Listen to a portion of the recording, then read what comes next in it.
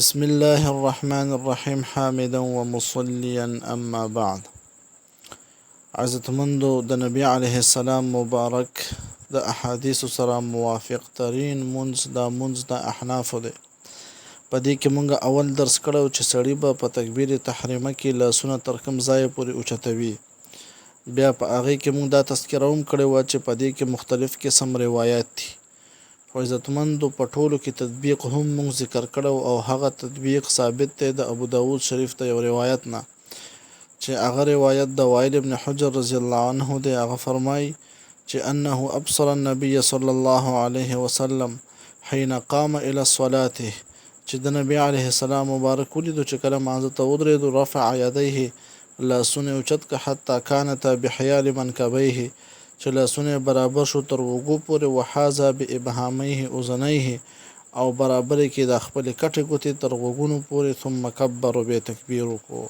نو د دې حدیث نه دا خبره معلومیږي چې کم روایتو کې د اوګو تذکره ده، نو هغه چې کم دی لاسونه یعنی مړوندونه تر اوګو اوچتول دي او ګوتې تر غوګونو در پوسکو تر نرمو پورې برابرول دي. اوس په دې درس کې موږ نن یو دویمه مسله ذکر کوو چې هغه مسله دا ده چې زنانه به تر کوم ځای پورې لاسونه اوچتي په مانځه کې. عزتمندو دا یو خبره یاد ساتئ چې د سړي او د زنانه په منځ کې بنیادی فرق هغه فرق د پردې او د ستر دی. زنانه به هر هغه حرکت نه کوي چې په هغې سره په ستر کې کمی راځي او په پرده کې کمی راځي. په دغه بنیاد باندې بیا د سړو او د زنانو په منځونو کې څه ناڅه فرق هغه علماو ذکر کړی دی. په تکبیر تحریمه کې خو د سړو دپاره صحیح خبره دا شوه چې تر غوږونو تر پوسکو به لاسونه اوچتئ، او د ښځو دپاره صحیح خبره دا ده چې دوی به لاسونه اوچتئ تر خپلو اوږو پورې او سینو پورې، یعنی مړوندونه به تر سینو پورې اوچتېږي او ګوتې به تر اوږو پورې اوچتېږي. او دا خبره د روایاتو نه ثابته ده. د وائل ابن حجر رضی الله عنه نه روایت دی. دا روایت طبرانی هم نقل کړی دی، کنز العمال هم نقل کړی دی، مجمع الزوائد او مصنف ابن ابي شيبه هم نقل کړی دی. وائل ابن حجر رضی الله عنه نه روایت دی. هغه وی قال رسول الله صلی الله علیه وسلم، نبی علیه السلام فرمایل اذا صلیت کله چې ته مونځ کې فجعل یدیک حذو اذنیک لاسونه دې اوچتوا ګرځوا تر غوږونو تر پوسکو پورې. والمرأة او ښځه تجعل یدیها هغه به ګرځي لاسونه خپل حذاء ثدیها تر خپلو سینو پورې، یعنی مړوندونه به سینو پورې اوچتئ او ګوتې به تر اوږو پورې اوچتئ.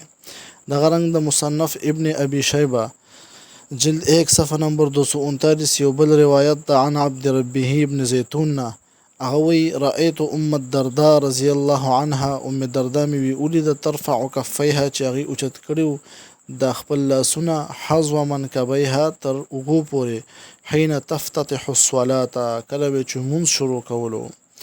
د حماد صاحب نه هم روایت دی چې دا یو تابعی دی. هغه وی یقول فی المرأة هغه به ویل د ښځې د مانځه په باره کې اذا استفتحت الصلاة کله چې دا ښځه مونځ شروع کوي ترفع یدیها الى ثدیها دا به لاسونه اوچتئ تر خپلو سینو پورې.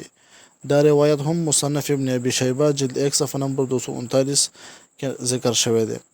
دا رنګ د امام زهري نه هم روایت دی چې دا هم یو جلیل القدر تابعی تیر شوی دی. امام زهري فرمای قال ترفع يديها حظ منكبها ښځه به لاسونه اوچتئ تر اوږو پورې.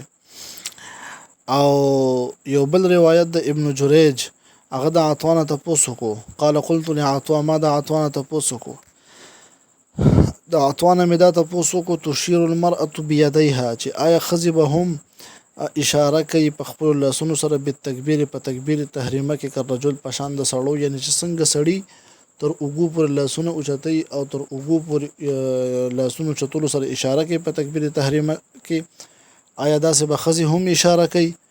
قال نو عطوره ته وویل لا ترفع بذلك يديها كالرجل داسې به د سړي په رنګ به دا ښځه لاسونه نه اوچتئ.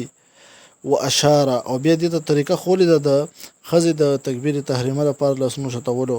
نو و اشاره اشاره وکړه فخفض یدیه لاسونه یې ټیټ که، یعنی سړي څومره لاسونه اوچتي د هغې نه یې لاسونه ټیټ که تر اوږو تر سینو پورې یعنې راوسته.